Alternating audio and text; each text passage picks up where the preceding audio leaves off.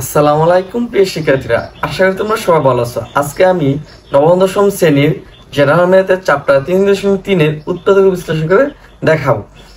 এর আগে আমরা দেখি নবম দশম শ্রেণীর যে 3.3 আছে সেটা আমাদের উৎপাদক বিশ্লেষণের জন্য কি কি সূত্র লাগবে এক নজর একটু দেখে নিই। আমাদের এই যে আমরা চারটা সূত্র দেখতে পাচ্ছি, প্রথম যে চারটা সূত্র এটা হচ্ছে উৎপাদক বিশ্লেষণের জন্য নবম দশম শ্রেণীর জন্য খুবই গুরুত্বপূর্ণ। যেমন কি a square minus b square, এটা আমার জাতীয় সূত্র আমি বলছি আগে যে a plus b into a minus b। তারপর একটা সূত্র আছে x plus a x plus b, এটাকে যদি আমরা গুণ করি বা সূত্রে ফেলাই তখন হবে x square plus a plus b into x plus ab। এবং দেখো আরো দুটো আমাদের সূত্র আছে a cube plus b cube, আমরা লিখতে পারি সমান a plus b into a square minus ab plus b square. আরেকটা সূত্র আছে a cube minus b cube সমান সমান a minus b into a square plus ab plus b square. এই সূত্রটা আমাদের উৎপাদক বিশ্লেষণের জন্য লাগবে, অঙ্ক করতে গেলে লাগবে। এখন নিচে যে সূত্রগুলো লিখছি এই দুটো হচ্ছে গণের সূত্র আর এই দুটো হচ্ছে বর্গের সূত্র। অনেক সময় আমার অঙ্ক করার সময় এই সূত্রে কনভার্ট করে তারপর এই সূত্র ফলাইতে হবে, এই জন্য আমাদের এই সূত্রগুলো লিখে রাখছি, এই সূত্র লাগবে। এখন উৎপাদক বিশ্লেষণটা কি, আমরা কিভাবে বুঝবো যে এটা উৎপাদক বিশ্লেষণ বা করতে হবে? এটা জিনিস হচ্ছে আমাদের যেই রাশিটা দেওয়া থাকবে বা যে সংখ্যাটা দেওয়া থাকবে সেটা একটা সরলতম গুণফলরূপে প্রকাশ করতে হবে, তারপর আর ভাঙানো যাবে না। এটা হচ্ছে আমাদের উৎপাদকে বিশ্লেষণ। তাহলে আজকে আমি তোমাদেরকে সুন্দরভাবে কিভাবে মনে রাখতে পারো যে আর কখনো ভুল হবে না, এইভাবে তোমাদেরকে উৎপাদক বিশ্লেষণ করাবো। তাহলে চলো আমরা উৎপাদক বিশ্লেষণ করি। 3.3 1 নম্বর অঙ্কটা দেখো, তাহলে দেওয়া হচ্ছে আমাদের ab x minus Y minus BC x minus Y, এইটা আমাকে উৎপাদক বিশ্লেষণ করতে বলছে। তাহলে এখানে দেখো তুমি কি নজর পড়তেছে, আমাদের উৎপাদক বিশ্লেষণের নিয়ম হচ্ছে সরলতম গুণফল রূপে প্রকাশ করা। সবগুলো সংখ্যা থাকবে গুণফল আকারে, যেটা গুণ করলে আবার এই সংখ্যাটি হবে। তাহলে এখানে দেখো আমি যদি দেখা যাচ্ছে যে এখানে আমরা x মাইনাস ওয়াই আর x মাইনাস ওয়াই জিনিসটা কি আছে, ab সাথে আছে বিসির সাথে আছে, তাহলে আমরা কি নিতে পারি, কমন নিতে পারি। এই দুটো সংখ্যা আমরা কি নিতে পারি, কমন নিতে পারি। অথবা তুমি ab এর সাথে গুণ করে দিতে পারো, বিসি এর সাথে গুণ করে দিতে পারো, যেভাবে করে অঙ্কটা হবে। তাহলে প্রথমে আমাদের কি করতে হবে, এই যে x মাইনাস এ আর x মাইনাস ওয়াই যেহেতু এখানেও আছে এই জায়গায় আছে, এই জন্য আমি এটাকে কমন নিয়ে নিতে পারি। তাহলে এখন কমন নেও, কমন নিয়ে মানে কি ভাগ করা। তাহলে x মাইনাস ওয়াই যদি আমি কমন নিই তাহলে দেখো তো থাকে কি, এখানে থাকতেছে কি ab মানে x মাইনাস ওয়াই আইসা পড়ছে, ভাগাকার ছিল মানে ভাগ করছে কাটারে গেছে, মাইনাস x মাইনাস ওয়াই আইসা পড়ছে থাকে কি বিসি। এখন দেখো এটাকে আবার কাজ করা যায় কিনা, হ্যাঁ দেখো এখানেও বি আছে, এই জায়গায়ও বি আছে, তাহলে আবার কমন যাবে। মানে আমি তো উৎপাদক বিশ্লেষণ মানে হচ্ছে এটা কত মানে কিভাবে বাঙাইলে আর এটাকে বাঙানো যাবে না। তাহলে এখন দেখো x মাইনাস ওয়াই, এখান থেকে যদি বি কমন নেই তাহলে কি থাকে, বি চলে আসবে a মাইনাস সি। তাহলে বিটাকে আমি সামনে এনে পড়তে পারি, তাহলে b into X minus Y, তারপর হচ্ছে কত a মাইনাস সি। দেখো এই সংখ্যাটার এই যে উপরে যে সংখ্যাটা এই রাশিটার আমাদের কিন্তু এই যে দেখো মৌলিক গুণফল আকারে আছে সরলতম, একে আর কিন্তু ভাঙানো যাচ্ছে না। আর এটাই হচ্ছে এই রাশির উৎপাদক, এই রাশির কি উৎপাদক, দেখো সবগুলো গুণফল আকারে আছে। তাহলে চলো আমরা 2 নম্বর অঙ্কটার সমাধান করি।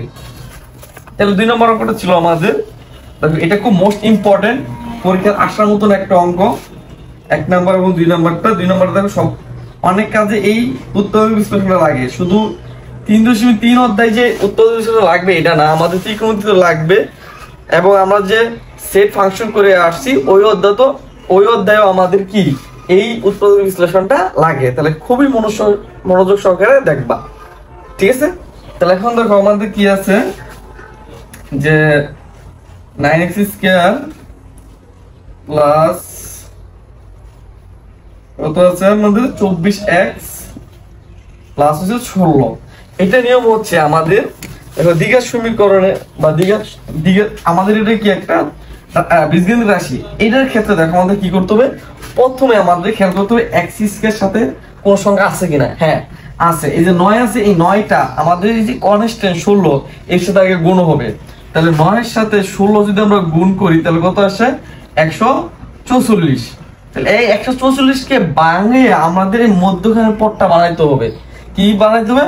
এই মাঝখানের পদটা বানাইতে হবে। তাহলে 144 টা আমরা যদি ভাঙাই তাহলে কত হয়? 144, ওকে 144। তাহলে পরে এটা হতে পারে 16 গুণন 9, এটা হতে পারে পরে কি লিখতে পারি আমরা 12 গুণন 12।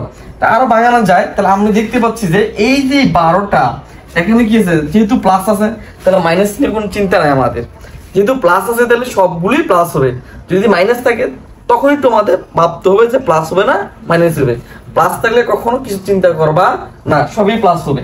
তাহলে এখন দেখো যেহেতু সব প্লাস আছে সব প্লাস হবে। তাহলে 12 আগেও প্লাস, এই 12 আগেও প্লাস। তাহলে 12 12 যোগ করলে কত হয়? 24। তাহলে আমি এই দুইটাকে নিতে পারি, কারণ উৎপাদক বিশ্লেষণ তো ভাঙানো। তাহলে আমি এই 144 ভাঙাইলে 12 গুণ 12 পাচ্ছি, আর এই দুটো যোগ করলে আমি মাঝখানে পদটা পাচ্ছি। তাহলে দেখো কি হচ্ছে, 9x square plus 12x plus 12x plus 16। এখন আমাদের কাজ হবে প্রথম দুইটা থেকে কমন এবং পরের দুইটা থেকে কমন নিতে হবে, যেটা উভয় পক্ষের মধ্যে যায়। তাহলে এখন দেখো 9x স্কয়ার প্লাস 12x এর মধ্যে আমাদের কমন যাচ্ছে কত? দেখ এখানেও 3 আছে, 3টা ভাগ যায়, 3 3 9, 3 4 12। একমাত্র 3 সংখ্যাটি 9 এর মধ্যে যাবে এবং 12 এর মধ্যে যাবে, এবং ক্ষুদ্রতম আছে দুইটার মধ্যে x। তাহলে আমাদের কমন যাবে কত? 3x। তাহলে 3x যদি কমন যায় তাহলে 9 টা 3 ভাগ করলে হয় 3, আর x স্কয়ার x টা ভাগ করলে হতে হয় x, এবং প্লাস এই প্লাসের প্লাস, এবং 3টা 12 ভাগ করলে হয় 4, আর x এর ভাগ করলে হয় 1। তাই আমরা 4 এর সাথে 1 গুণ করলে 4ই হয়, যে কোনো সংখ্যার সাথে 1 গুণ করলে ওই সংখ্যাটি হয়। তাহলে আমরা এটাকে লিখতে পারি প্লাস। এখানে দেখো তো এই দুটো সংখ্যার মধ্যে x কিন্তু 16 এর মধ্যে নাই, কিন্তু দেখো এই 12 আমরা যদি 4টা ভাগ করি, 3 4 12, 4 4 16, 4 একমাত্র সংখ্যা যেটা 12 এর মধ্যে এবং 16 এর মধ্যে যায়। এবং দেখো আমি যদি 3টা দিই তাহলে 3 দুটোর মধ্যে যায় না। তাহলে আমি এখানে কি নিতে পারি? শুধু 4 কমন নিতে পারি। তাহলে কি হচ্ছে, তাহলে এখান থেকে কি হচ্ছে আমাদের 3 4 12, 3x প্লাস কত হচ্ছে 4, 4 4 16, 16 এর সাথে ভাগ করলে 4। এখন দেখো এই দুটো আমাদের কমন গেছে, তাহলে এই দুটোকে আমরা কমন নিব, 3x প্লাস 4। যেহেতু একই জিনিস একই পদ, তাহলে এটাকে কি একসাথে কি কমন নিতে পারি না? তাহলে কমন নিলে এটা যদি আইসা পড়ে থাকে কেউ দেখা নাই, 3x আর এই যে প্লাসের প্লাস, আর এটা চলে এসে পড়ছে মানে ভাগ হয়ে এটা হয়ে যাবে 1, আর 4 সাথে অঙ্কগুলো করতে হবে 4। এই হচ্ছে আমাদের উৎপাদকের বিশ্লেষণ। মানে দেখো এটাকে ভাঙানোর পর আমার দুইটা উৎপাদকের বিশ্লেষণ আসছে, একে আর ভাঙানো যায় না, এর মানে হচ্ছে আমাদের উৎপাদকের বিশ্লেষণ।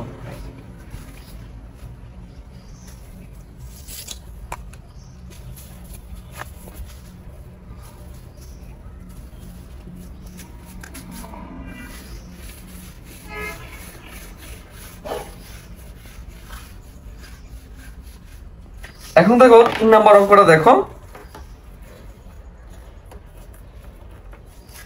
3 নাম্বারটা খেয়াল করো। 3 নাম্বারটা কি আছে? a to the power 4 minus 27 a square plus 1।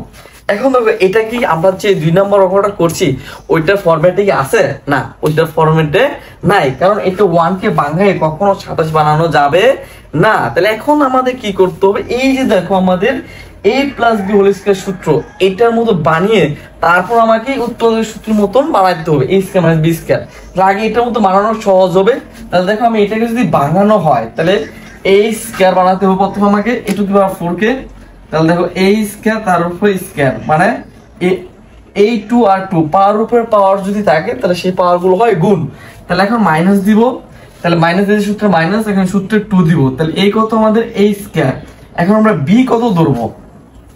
আমরা বিটাকে কত ধরবো? বিটাকে ধরবো 1, কারণ দেখো 1 যদি ধরি তাহলে আমাদের মিলছে, এখানে 1 আছে, তাহলে 1 স্কয়ার প্লাস 1 উপরে হোল স্কয়ার। তাহলে এখন দেখো আমি কয়টা 2 স্কয়ার লিখছি? 2টা, কিন্তু আসছিল কয়টা? 27টা। তাহলে 27 এর 2টা লিখে ফেললে আর করা থাকে 25টা। তাহলে আমরা এখন মাইনাস দিয়ে 25 a স্কয়ার দিব, মানে দেখো -25 আর 2 -2 স্কয়ার যোগ করলে কত হয়? -27 a স্কয়ার, মাইনাস মাইনাসের যোগ হয়। তাহলে এখন দেখো আমাদের a2 কি সূত্র পড়ছে না? এই যে a - b whole square, a square - 2ab plus b square. তাহলে আমাদের এই ফরম্যাটে ফেলাই, a স্কয়ার - 1 তারপর হোল স্কয়ার, মানে a - b হোল স্কয়ার, আর আছে মাইনাস এই 25 a কে আমি কি লিখতে পারি 5a তার উপরে হোল স্কয়ার, মানে এই স্কয়ারটা যদি হয় ব্র্যাকেটের 5 এর উপরে আছে এর উপরও আছে, মানে কি 5 এর উপর স্কয়ার দিলে কত হয় 25, আর এর উপর স্কয়ার দিলে কত হয় a স্কয়ার। এখন তাহলে দেখো আমাদের এই যে সূত্রটা পড়ছি কিনা a square minus b square কি a plus b into a minus b, তাহলে আমরা এটা লিখতে পারি a স্কয়ার মাইনাস 1 মানে a একটু a আর একটু b, তাহলে প্লাস b কত 5a। আবার কি লিখতে পারি a স্কয়ার মাইনাস 1 মানে a minus b minus 5a।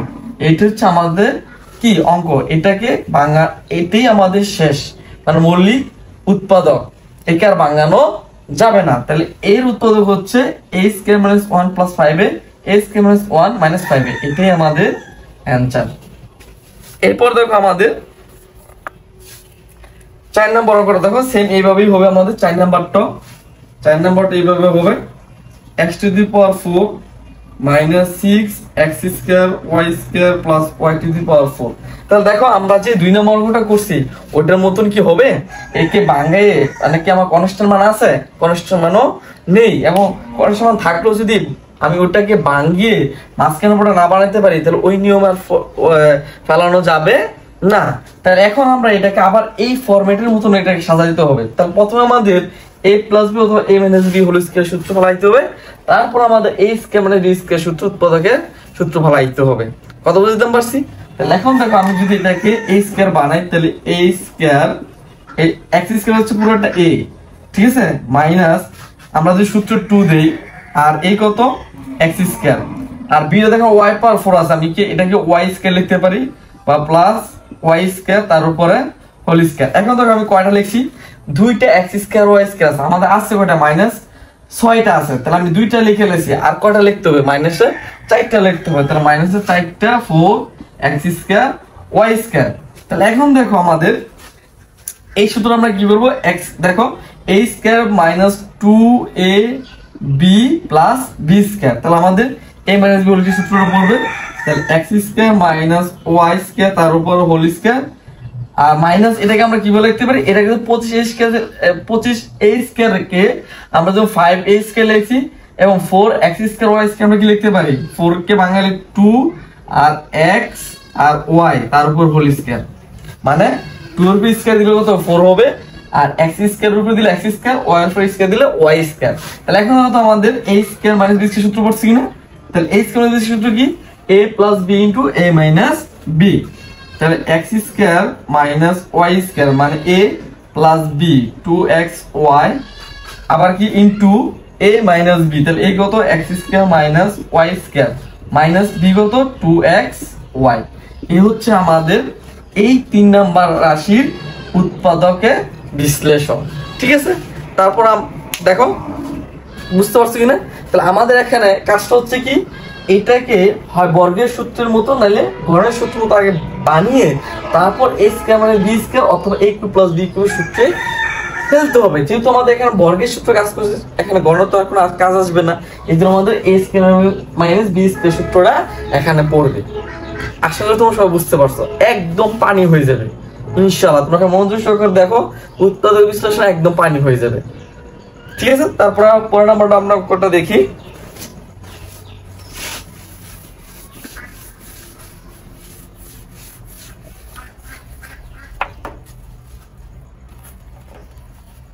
পাঁচ নম্বর অঙ্কটা দেখো,